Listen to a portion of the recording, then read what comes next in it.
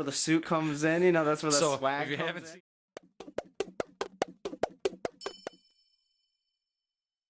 Hey, welcome everybody. This is Russ the Big Guy, and welcome. This is an exciting time. This is the absolute very first episode of, what's the name of it?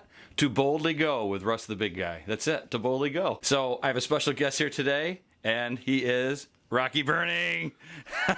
Hi. Rocky Burning. There's your camera right there, Rocky. That's my camera. Yeah, or you can lean in for this. I don't know, you know what I mean. I don't know I'm if gonna you get stay to with that this or not. one. All right. So Rocky Burning is how did we meet? Anyways, so we've known each other for a while. I don't know you like super well, but we do hug. Yeah, we do hug. I like to hug. So I've been around in the music scene in the whole area for a while. Yeah. And so have you guys. I just love to see how much work that you guys have put into it. You know, about anything that you guys do. So you trying to make us feel good? No, I'm being yes, but All right. So I'm where did we meet? Like you showed up at a gig someplace, right? Like one of Brenna's gigs. The first time I met Brenna was a while ago. She was playing with Ashley Lux. Oh, okay. And we shared the stage when I was playing with Amongst the Monks. And then from there on, I just kind of followed everybody in that scene. Okay. The kind of Binghamton Endicott area. Okay. And What year? So when? So was Amongst the Monks? Yes. Your band?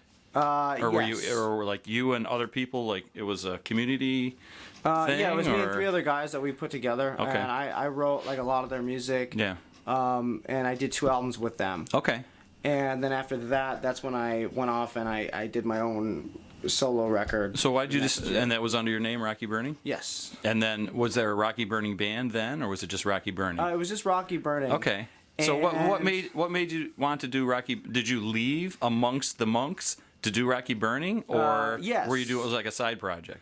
Well, I mean, at the time when I was still in Amongst the Monks, Yeah. like I said, I was writing a lot, and I had plans to eventually kind of do my own solo thing, anyways. Yeah.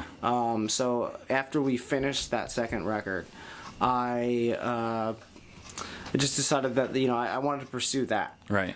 So I got together with some people, and we did my record, and then from there. What was the first one? What was the name of that one? It's called Drinking Champagne in Public. Okay. And I released that in 2016. Is that the one that has Natty Daddy on it?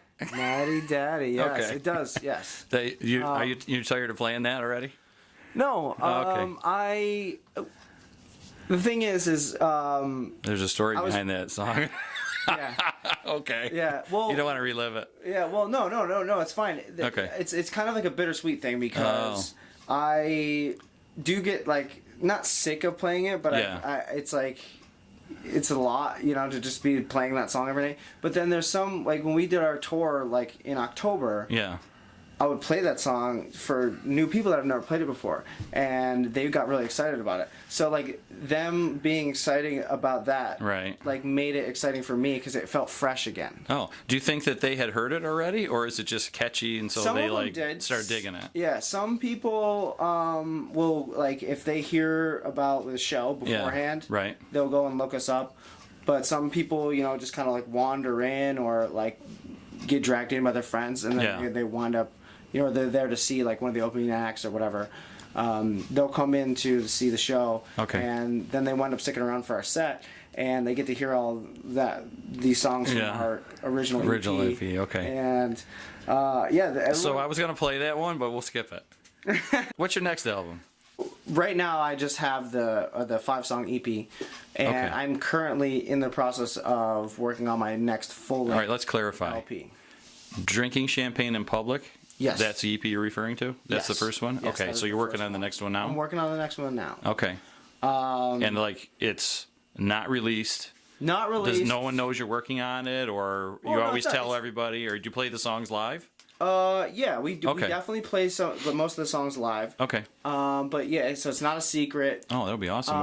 When you come out with it, it'll be cool because people will know the music already. Yeah, they'll want it. I'm so excited. They'll want it. And you've been playing you'd mentioned that you went on a tour. Mm-hmm. I remember when you left because I think you and She's a Spy did a gig that night, and maybe it was the launch of your launch of your North American tour. So, how many spots did you go to? how many cities or whatever? Like how I many? don't You remember. know. We did like 11. Oh, okay. I think. Or Yeah. Like How far did you get? We kept Like geographically, we kept it like kind of close. Okay. Syracuse was actually a really good. That was our first. Was that the Funk and first one. Waffles? Funk and Waffles. We did that with She's a Spy. They were cool there. And People that were was a nice. really great show. And then we went to Boston after that. That was a good one.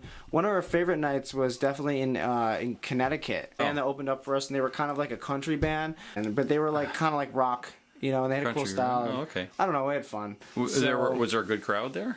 Like Yeah, it was a good crowd. regardless of numbers, Yeah. but they were into it. Well, How did that crowd, who probably knew that other band, I'm guessing it was a hometown band. yeah, they were the right? hometown band, And they were digging them.